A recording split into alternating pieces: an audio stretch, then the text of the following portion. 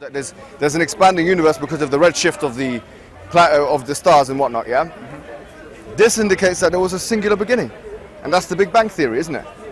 I wouldn't go that far. It indicates that things are separating from one another at a quantifiable rate, but that doesn't necessarily prove the existence of a beginning or end. It just proves the evidence you can see before you, which is that there is that redshift and there is some separation.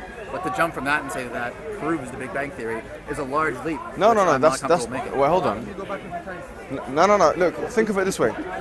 Let me put it like in a scientific example that I'm sure they teach the kids in school. Yeah. Yeah. I'm not saying that but like this is. Did you get? You teach the kids. Yeah. In school. Yeah. So basically, you know when you have the balloon, yeah, or a balloon, and you blow a balloon.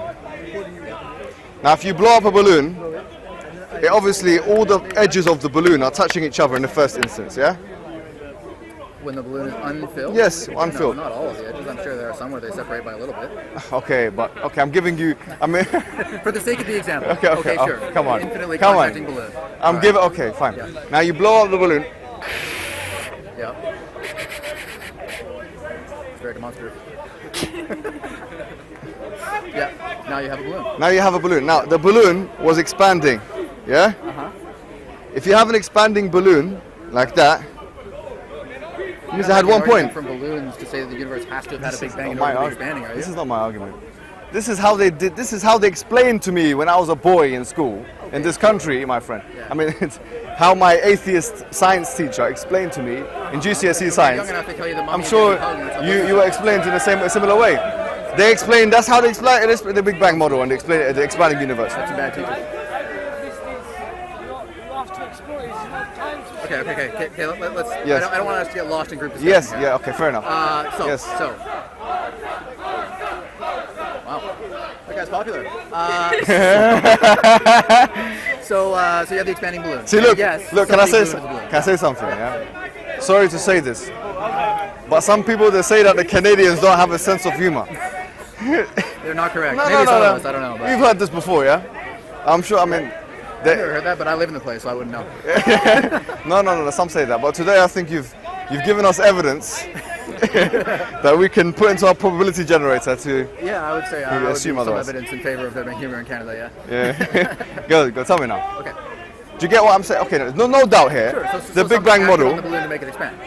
The balloon had a starting point. Yeah, had a singular point. This is the Big Bang Theory.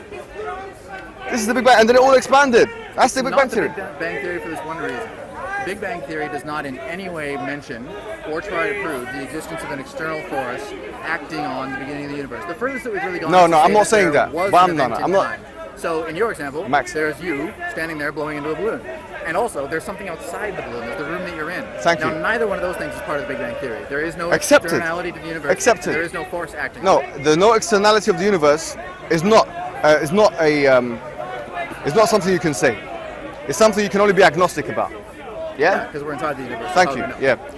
The whole thing about force, once again, it's only something we can be either agnostic or assured about. But you cannot be assured about it. Well, if you have, what I'm going to say right now, evidences or your probability reasoning suggests that, listen, going back to the fine tuning, that couldn't be that this finely tuned universe is a result of a random generation. Why not? Okay, tell me now. What's the probability of it being the case? Let me ask a direct question. What is the probability, now that we've gotten rid of infinity, what is the probability that the universe could have come about out of a as finely tuned as it is in terms of physical constants, without the existence of an intelligence? Randomly. Tell me the answer. I suppose it depends on your model a little bit, right? Because we can talk about one of two things. Like, what percentage of the universe is habitable? Or what is the probability that all of the component universe interacting could result in the conditions for life? Max, we had this discussion before. Yeah, I know. So let's not go back, because we said already, so long as any part of the universe has life in it, then we can firmly... The whole thing is quote-unquote finely tuned for life. Thank you. Well, I mean, I have a little trouble with that language, because I mean, finely tuned, like... Well, that's the language the atheists use. Okay. Yes. All right. To answer your question in the way that you want me to. No, I don't want you, just the way you want to. Okay. But also the truth. It's very small. It took an incredibly long time for the conditions for life to arise. Would it be 1% or less than 1%? Oh, far less than 1. Far less than 1%. So, okay, now please, Max, Here is the crossroads.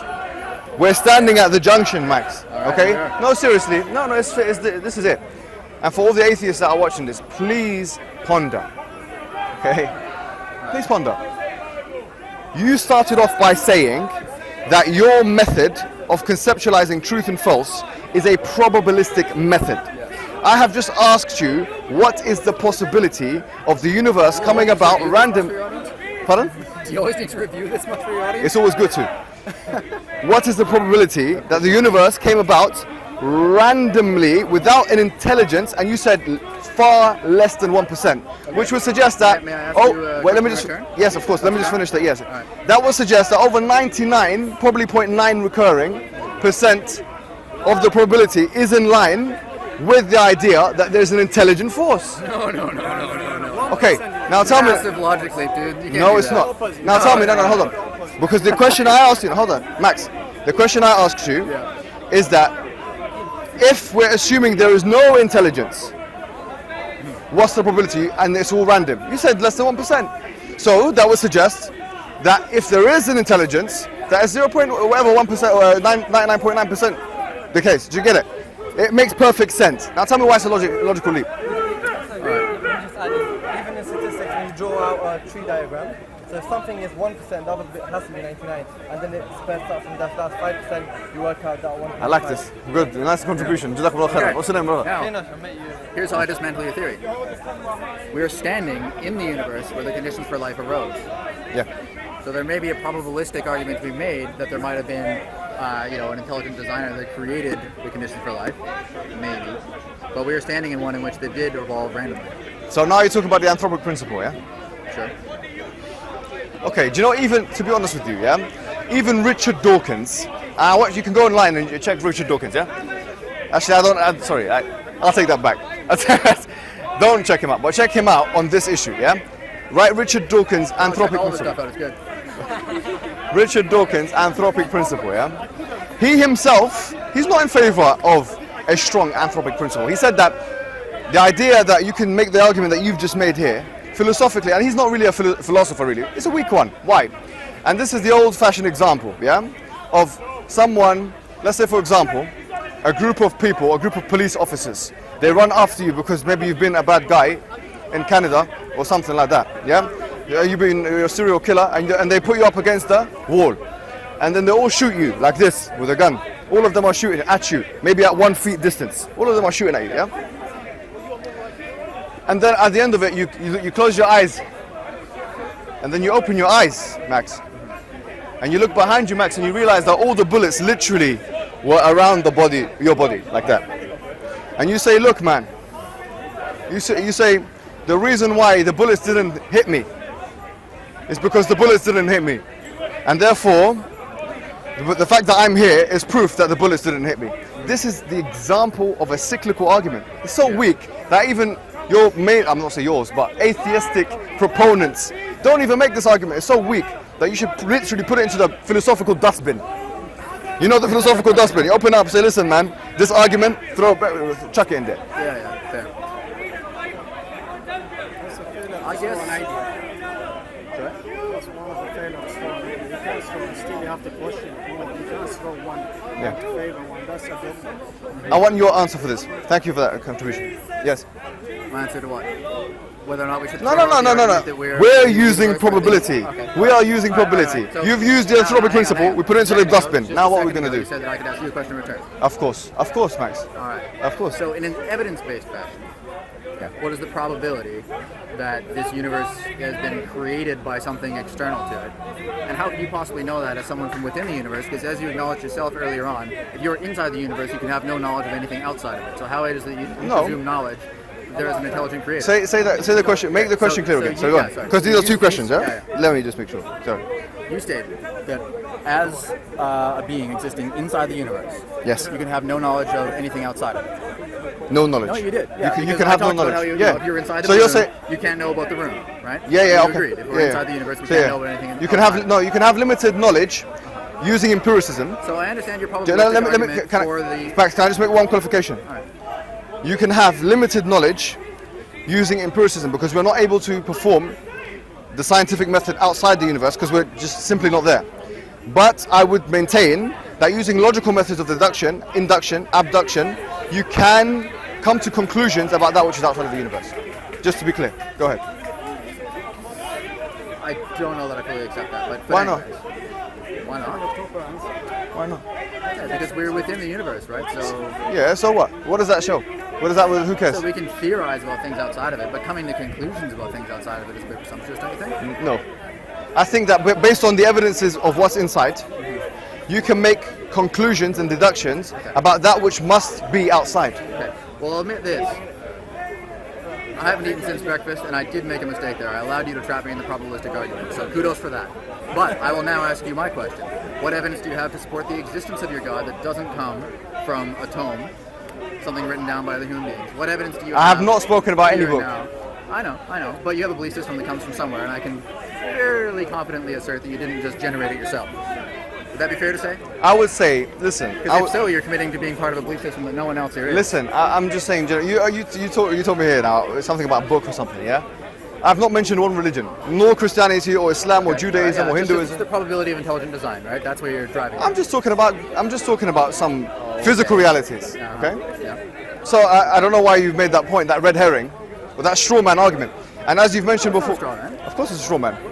Do you know what a straw man is? Yes, I do. Okay, a straw man is when you fallacious cannot. comparison. Okay, you've admitted. I'm sorry to put you in the spot like this, but you've admitted Yeah. that I trapped you in the probabilistic argument. Yeah. Yeah.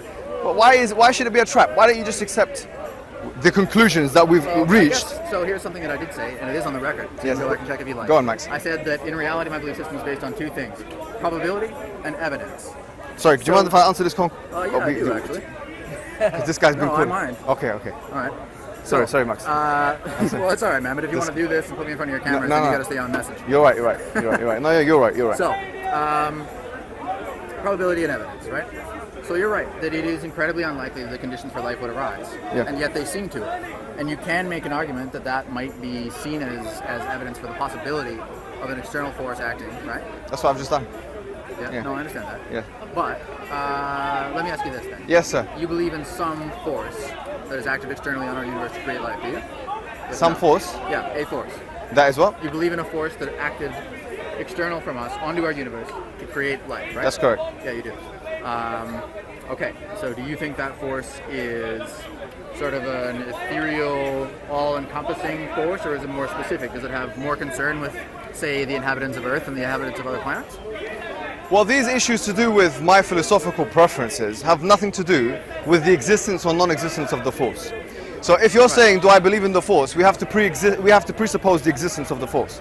So before we talk about what I believe the force's interaction... Not necessarily true. No, but I Max, can one believe thing in at a something that time. concretely doesn't exist. Max, one thing at a time. Yeah. If you are happy to continue, assuming that there is a force, then I'll continue telling you about the qualities of the force and the logical reason why these qualities must exist within the force. But if you don't accept the force, then it's talking about something which does not exist. Yeah. So here, my question to you is, based on the evidences that we've looked at, based on mathematical models and probability theory and all these different things that we've talked about today, based on your own standards of truth, will you now accept that it's more probable than not that there was an intelligence behind the creation of the universe? No, I don't think that I would. Pardon? No, I don't think that I would. Okay, now that is a There's contradiction. model where, you could look at the universe as basically like a sandbox full of marbles, right? Like one of those things you can kind of shake and agitate the marbles. And from what we know about the combinations of chemicals that can form into molecules from component atoms, or even smaller down to like quarks and those sorts of things, right? They're really ultra tiny components of the physical world.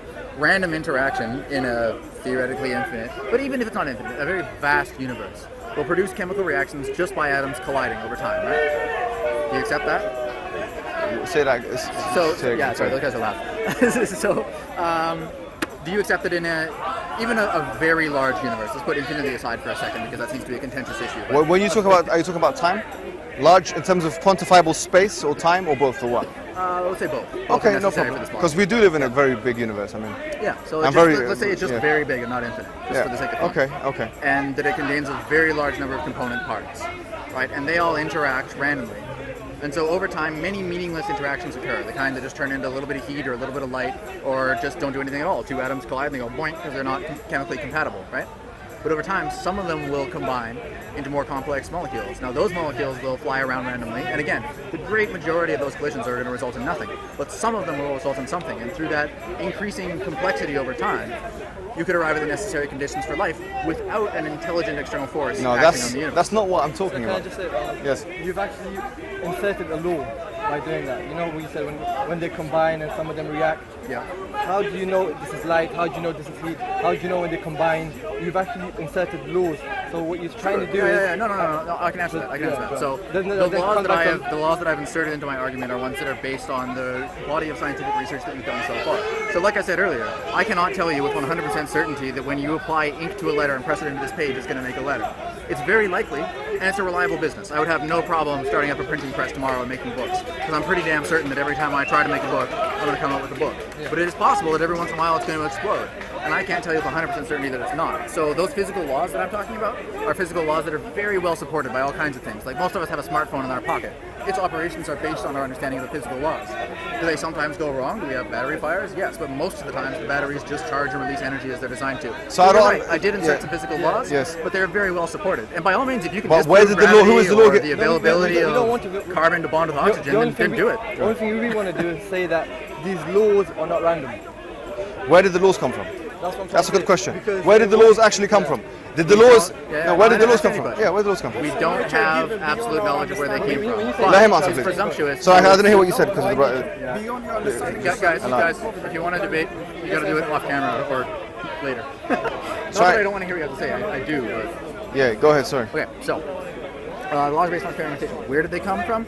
We don't know, but we don't know one way or the other. Like both sides of this debate are in the dark as far as that's concerned. You can't say with certainty it was an intelligent designer. I'm saying I can't that- say with no, but certainty.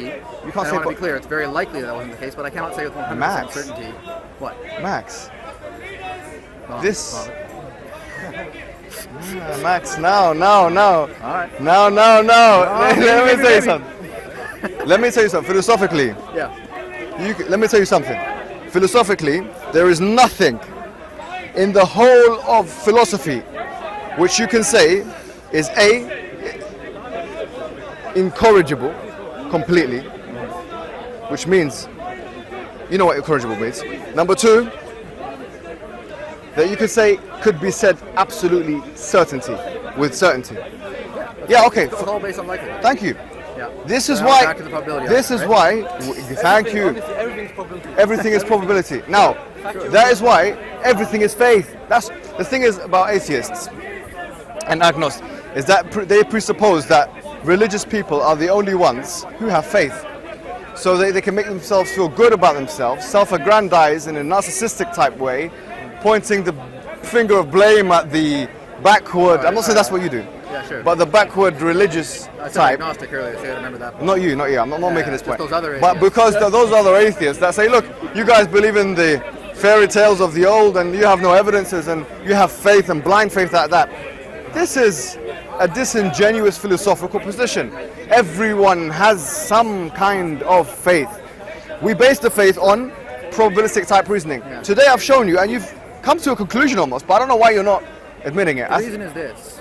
That the universe There's is no probabilistically more likely to come from an experiment intelligence that or has ever not. been run so far, and again, open to being proved wrong. There's no experiment that's been run so far that Yes, has sir. proved in any way the acting of a cosmic force upon everything on Earth. This is not the condition you set for us. Let me hold on. Oh, sorry. You have not said in the beginning of this discussion that your standard is a scientific empirical standard. Yeah. You have not said that. Even that's a weaker standard, the probabilistic standard. Because if you use that standard, you can't even prove the existence of mathematics. Do you feel confident getting on a bus? That it's going to roll forward when the driver presses on the gas pedal? Listen, this is what you're saying here has nothing to do with what I'm saying. No, it I'm does. saying It has a lot to do with no, what you're hold saying. on. I'm saying that you have said in the beginning of this It's a discussion. probabilistic argument, and I It's a pro- congratulated you on trapping No, me. Yeah. no problem. I'm not trying to trap you, Max. I'm just trying to show you that. You are. For your audience's sake, you are. Listen, if that's Call how a spade a spade. Okay, look. This is about you demonstrating to your audience that theism is a more concretely demonstrable reality than atheism. I think that's part of it. But you know what? part of it. Yeah, definitely Come part. on, that's why you're here.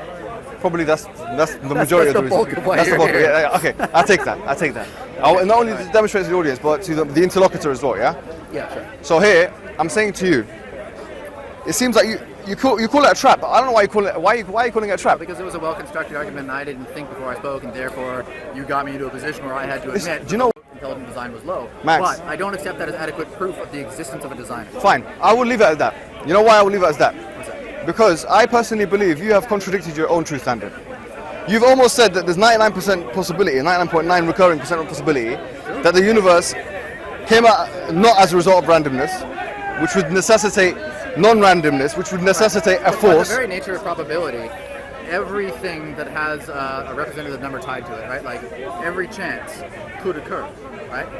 So by your own model, although it's If you have the existence of infinity only, which we talked about before, we don't want to go around in circles. yeah, we don't want to do that. Okay, Max. So yeah, do you want to keep it? I did say no. I did Okay. say that it's less than a 1% chance, right? Yeah. But what you need to do in order for this to be a very concretely convincing presentation and not just like a semi-weak one, is you need to then follow up on that and say, and this is why I know that we are not living in the percentile where this did occur randomly. Because so far all you've done is prove that both are possible. And I accept that. I mean, I've been a fool not to. No, I haven't showed you that.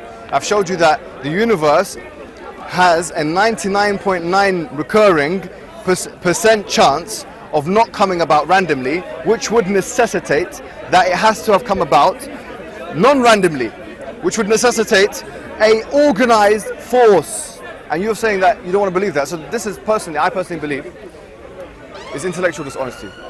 Because that was your own standard. Yeah.